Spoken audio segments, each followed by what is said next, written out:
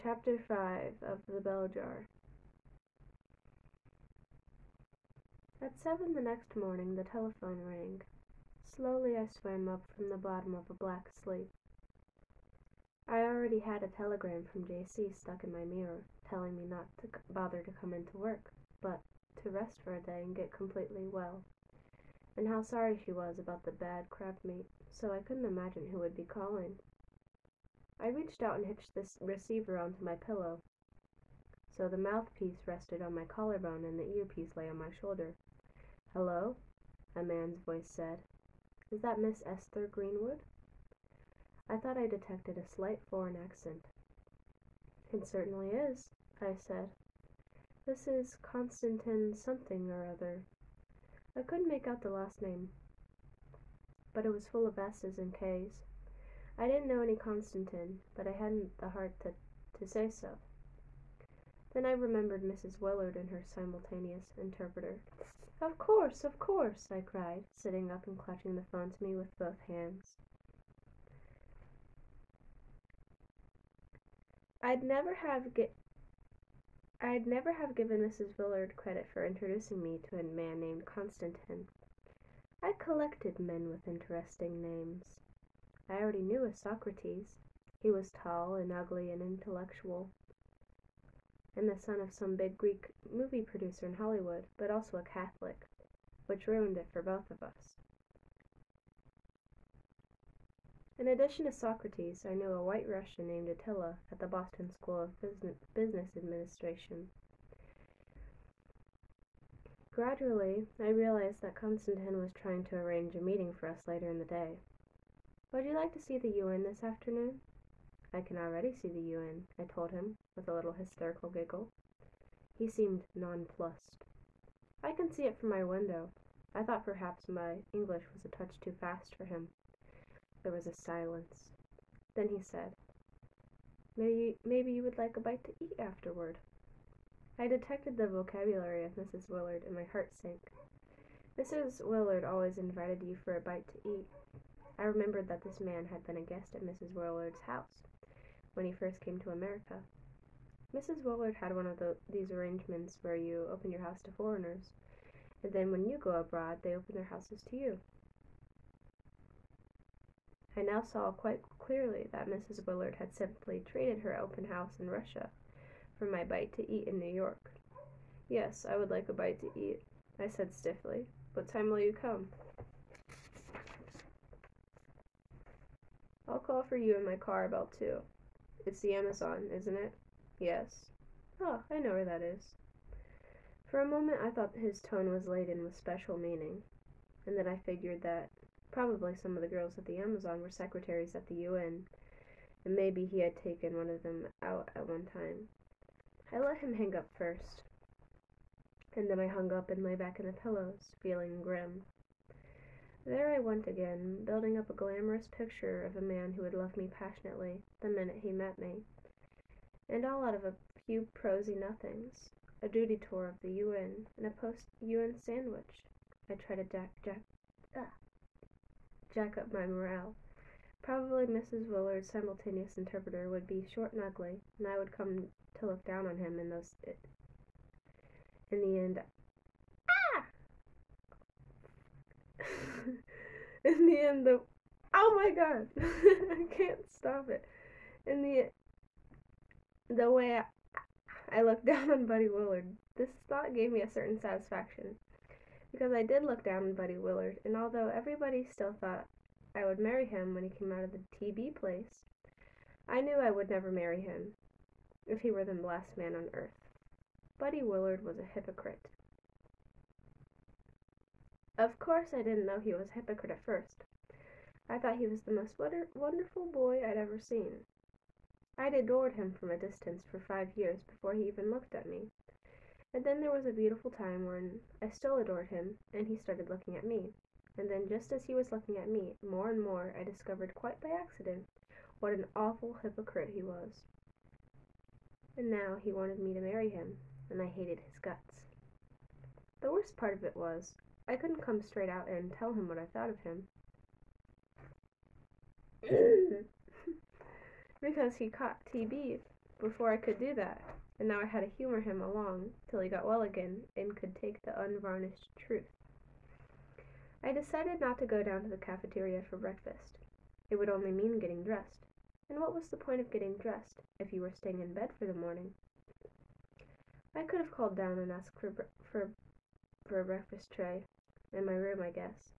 But then I would have to tip the person who brought it up, and I never knew how much to tip. I'd had some very unsettling experiences trying to tip people in New York. When I first arrived at the Amazon, a dwarfish, bald man in a bellhop's uniform carried my suitcase up to the elevator and unlocked my room for me. Of course, I rushed immediately to the window and looked out to see what the view was. After a while, I was aware of this bellhop turning on the hot and the cold taps in my washbowl and saying, "This is the hot and this is the cold," and switching on the radio and telling me the names of all the New York stations, and I began to get uneasy. So I kept my back to him and said firmly, "Thank you for bringing up my suitcase."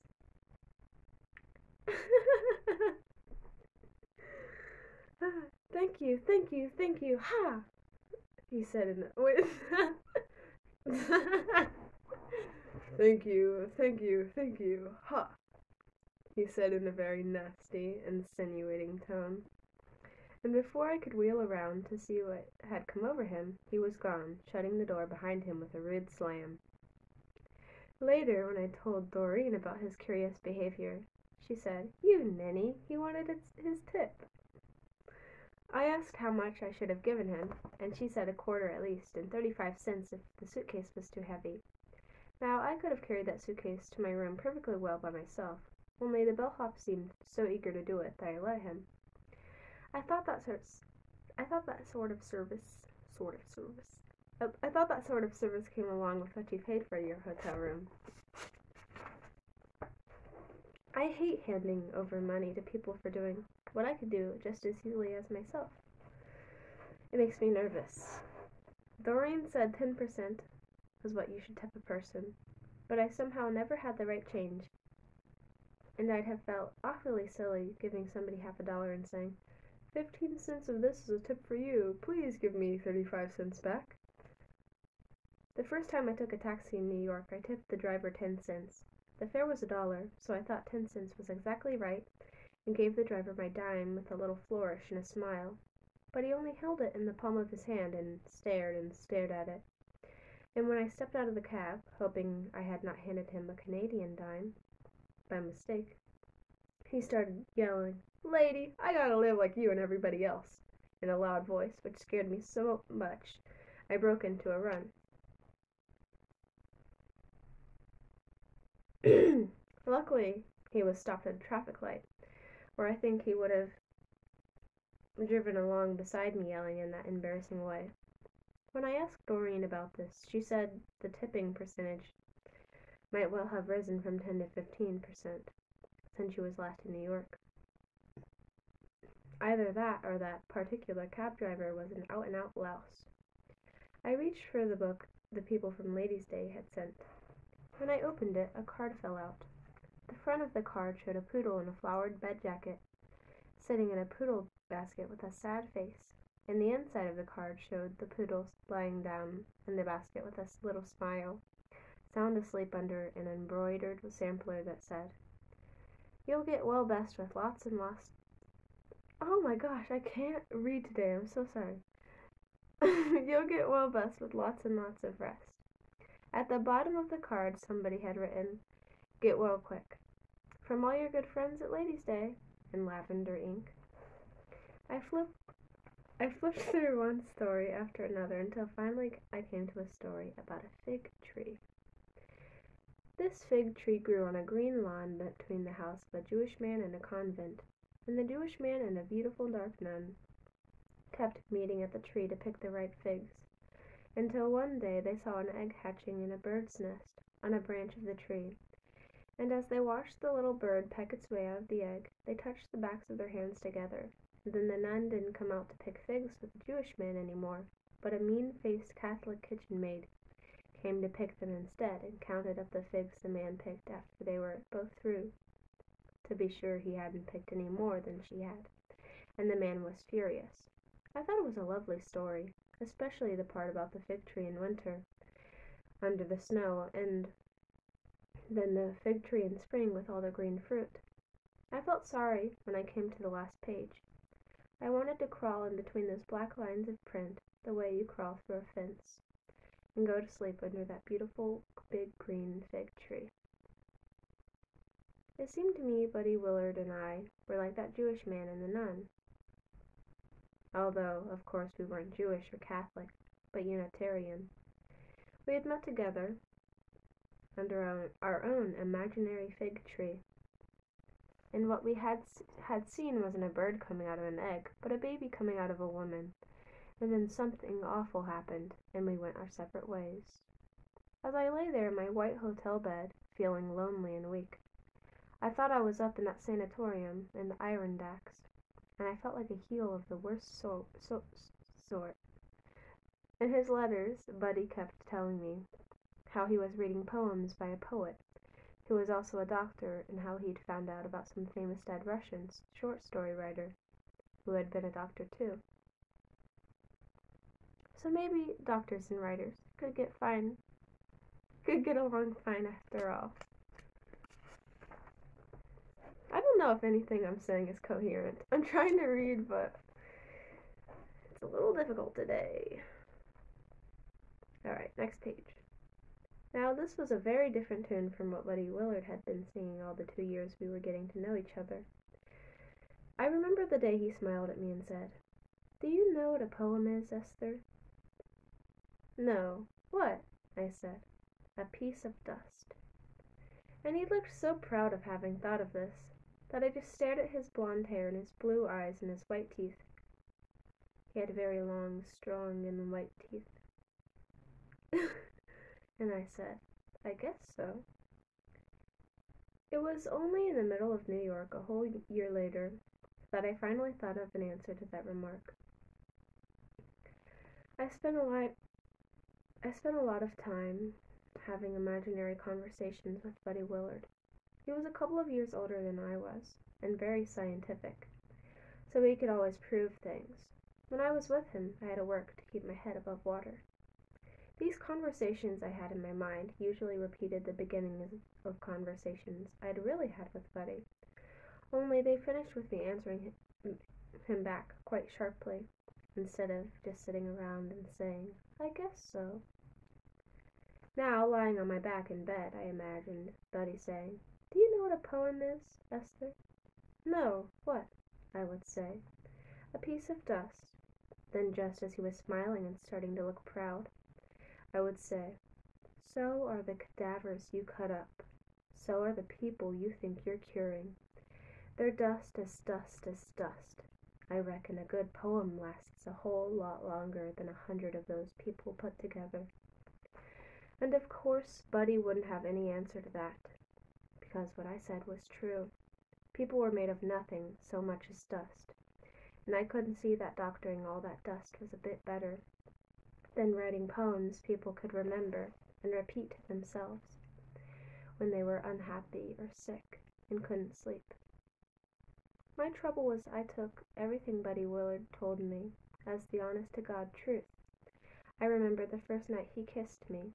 It was after the Yale Junior Prom. It was strange the way Buddy had invited me to that prom.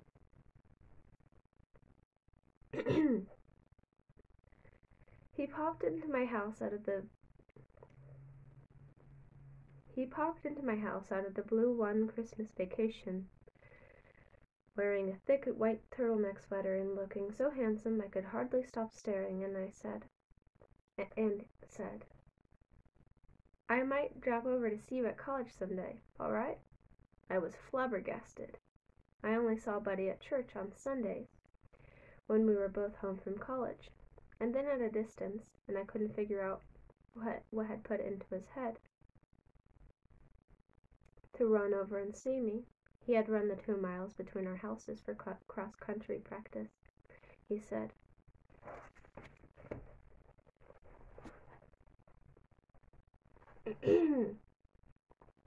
Of course, our mothers were good friends.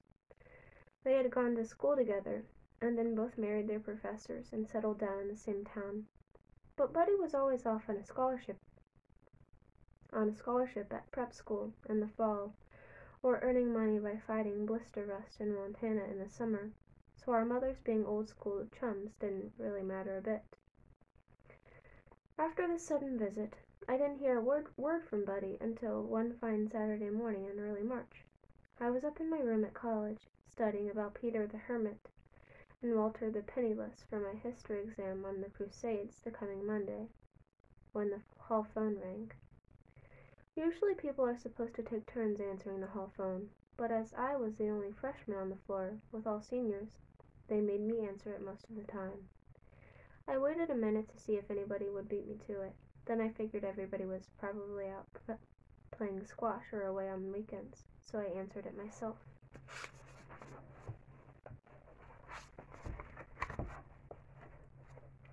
"Is that you, Esther?" the girl on watch downstairs said. And when I said yes, she said, "There's a man to see you." I was surprised to hear this, because of all the blind dates I had that year, not one called me up again for a second date. I just didn't have any luck. I hated coming downstairs sweaty-handed and curious every Saturday night and having some senior introduce me to their aunt's best friend's son, or finding some pale, mushroomy fellow with protruding ears or buck teeth or a bad leg. I didn't think I deserved it. After all, I wasn't crippled in any way. I just studied too hard. I didn't know when to stop. Well, I combed my hair and put on some more lipstick, and took my history book so I could say I was on my way to the library if it turned out to be somebody awful, and went down, and there was Buddy Willard leaning against the mail table in a khaki zipper jacket and blue dungarees and frayed gray sneakers, and grinning up at me. "I just came over to say hello," he said. I thought it odd he should come all the way up from Yale, even hitchhiking as he did to save money, just to say hello. "Hello," I said. "Let's go out and sit on the porch." I wanted to go out on the porch because the girl on watch was a nosy senior and eyeing me curiously. She obviously thought Buddy had made a big mistake. We sat side by side in two wicker rocking chairs. The sunlight was clean and windless and almost hot. "I can't stay more than a few minutes," Buddy said.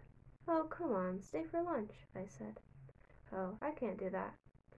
I'm up here for the sophomore prom with Joan." I felt like a prize idiot. "How is Joan?" I asked coldly. Joan Gilling came from our hometown and went to our church, and was a year ahead of me at college. She was a big wheel, president of her class and a physics major, and the college hockey champion.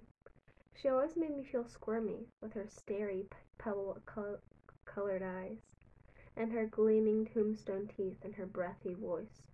She was big as a horse, too. I began to think Buddy had pretty poor taste. "Oh, Joan," he said. "She asked me up to this dance 2 months ahead of time, and her mother asked my mother if I would take her. So what could I do?" "Well, why did you say you'd take her if you didn't want to?" I asked meanly. "Oh, I like Joan. She never cares whether you spend any money on her or not, and she enjoys doing things out of doors. The last time she came down to Yale for house weekend, we went on a bicycle trip to East Rock, and she's the only girl I haven't had to push up hills. Joan's all right." I went cold with envy. I had never been to Yale, and Yale was the place all the seniors in my house liked to go best on the weekends. I decided to expect nothing from Buddy Willard.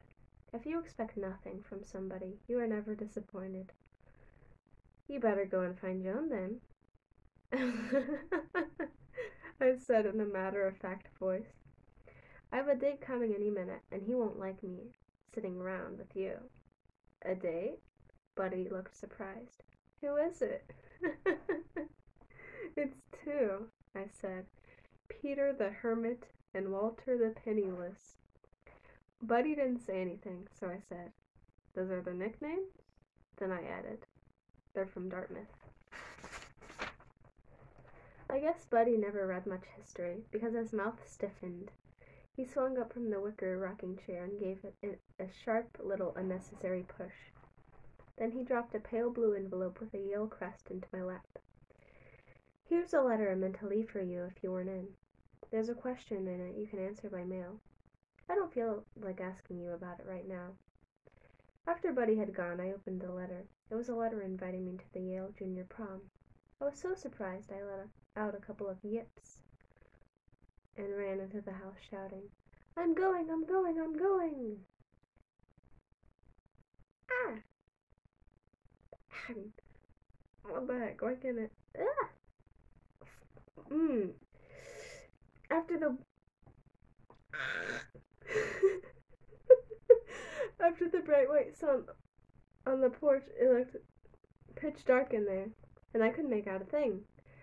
I found myself hugging the senior on watch. When she heard I was going to the Yale Junior Prom, she treated me with amazement and respect. Oddly enough, things changed in the house after that. The seniors on my floor started speaking to me every now and then. One of them would answer the phone quite spontaneously, and nobody made any more nasty, loud remarks outside my door about people wasting their golden college days with their noses stuck in a book. Well, all during the junior prom, Buddy treated me like a friend or a cousin. We danced about a mile apart the whole time, until during Auld Lang Syne, he suddenly rested his chin on the top of my head, as if he were very tired. Then in the cold, black 3 o'clock wind, we walked very slowly the 5 miles back to the house where I was sleeping in the living room on a couch that was too short because it only cost 50 cents a night instead of $2 like most of the other places with proper beds. It felt dull and flat and full of shattered visions. My gosh, I'm so sorry. I had imagined Buddy would fall in love with me that weekend, and that I wouldn't have to worry about what I was doing on any more Saturday nights the rest of the year. Just as we approached the house where I was staying, Buddy said, "Let's go up to the chemistry lab." I was aghast. The chemistry lab? Yes. Buddy reached for my hand. "There's a beautiful view up there behind the chemistry lab." And sure enough, there was a sort of hilly place behind the chemistry lab, from which you could see the lights of a couple of houses in New Haven. I stood pretending to admire them, while Buddy got a good footing on the rough soil. While he kissed me, I kept my eyes open and tried to memorize the spacing of the house lights so I would never forget them. Finally, Buddy stepped back. "Wow!" he said. "Well, what? Well, what?" I said, surprised. It had been a dry, uninspiring little kiss, and I remember thinking it was too bad both our mouths were so chapped from walking 5 miles in that cold wind. "Wow, it makes me feel terrific to kiss you." I modestly didn't say anything. "I guess you do go out with a lot of boys," Buddy said then. "Well, I guess I do. I thought I must have gone out with a different boy for every week in the year." "Well, I have to study a lot." "So do I put in hastily. "I have to keep my scholarship after all." "Still, I think I could manage to see you every 3rd weekend." "That's nice." I was almost fainting and dying to get back to college and tell everybody. Buddy kissed me again in front of the house steps. And the next fall, when his scholarship to medical school came through, I went to see him instead of to Yale, and it was there I found out how he had fooled me all those years and what a hypocrite he was. I found out on the day we saw the baby born. Alright, we gotta figure out why Buddy Willard is a hypocrite. I'm sorry for stuttering so much and acting like a loony.